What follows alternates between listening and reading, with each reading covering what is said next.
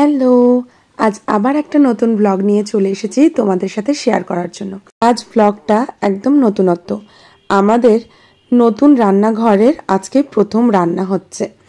তোমরা যারা আমার ব্লগ দেখো তারা জানবে যে আমাদের বাড়ির সামনে মানে উঠানে একটা নতুন গ্যারেজ আর রান্নাঘর কলঘর হয়েছে। তো এই রান্নাঘরে আজকে উনুনটা কিছুদিন আগে পাতা হয়েছে, সেটা ঠিকঠাক করে আজকে প্রথম দিন রান্না হবে। তো ভাবলাম ছোট্ট করে একটা ব্লগ করা যাক আর সেটা তোমাদের সাথে শেয়ার করা যাক। শর্ট ব্লগ দেখলে অবশ্যই লাইক কমেন্ট করো, কেমন লাগছে আমার ভিডিওগুলো অবশ্যই জানাতে ভুলো না। তো যাই হোক, এখানে মা জালটা ধরিয়ে দিচ্ছে, কারণ কাঁচা উনুন আমি খুব একটা ভালো পারবো না, ওই জন্য মা জালটা ধরিয়ে দিচ্ছে। আসলে তোমাদের বাড়িতে যাদের উনান আছে বা উনুনে রান্না করো তারা কিন্তু ভালোই জানবে যে গ্যাসের রান্না আর উনুনের রান্না দুটো রান্নার মধ্যে ঠিক কতটা পার্থক্য। আর সব থেকে ভালো মানে বড় কথা হচ্ছে গ্যাসে রান্না করতে সত্যি অনেক দেরি হয়। উনুনে কিন্তু ইচ্ছা মতন জাল দিয়ে যতটা আগুন করা যায় সেই হিসাবে তাড়াতাড়ি করে রান্না করা যায়। তো এখানে আমি বসিয়ে দিয়েছি, আজকে হবে কাঁচকলা আলু দিয়ে আর কাতলা মাছ দিয়ে তরকারি।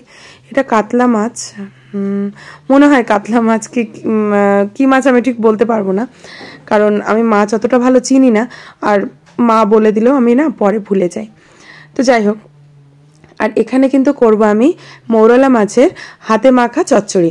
তোমরা দেখবে হয়তো আমার চ্যানেলে হাতে মাখা চচ্চড়ির ভিডিওটা আমি দিয়েছি, দুর্দান্ত হয় খেতে। অনেকে এভাবে করে, অনেকে কড়াইতে তেল দিয়ে মাছ ভেজে সেই চচ্চড়িটা করে।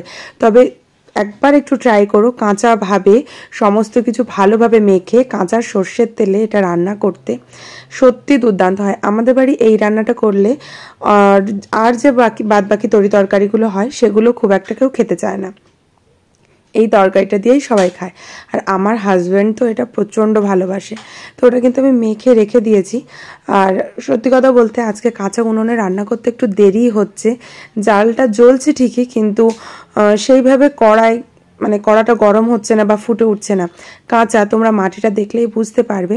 কিন্তু কি বলতো, ঘরের মধ্যে সেই জন্য রোদও লাগছে না, আর বৃষ্টি ওয়েদার আছে, ভালোভাবে শোকাচ্ছে না, তাই বাধ্য হয়েই জালটা ধরানো, কারণ জাল না ধরলে উনান গরম না হলে উনুনটা ভালোভাবে শুকাবে না।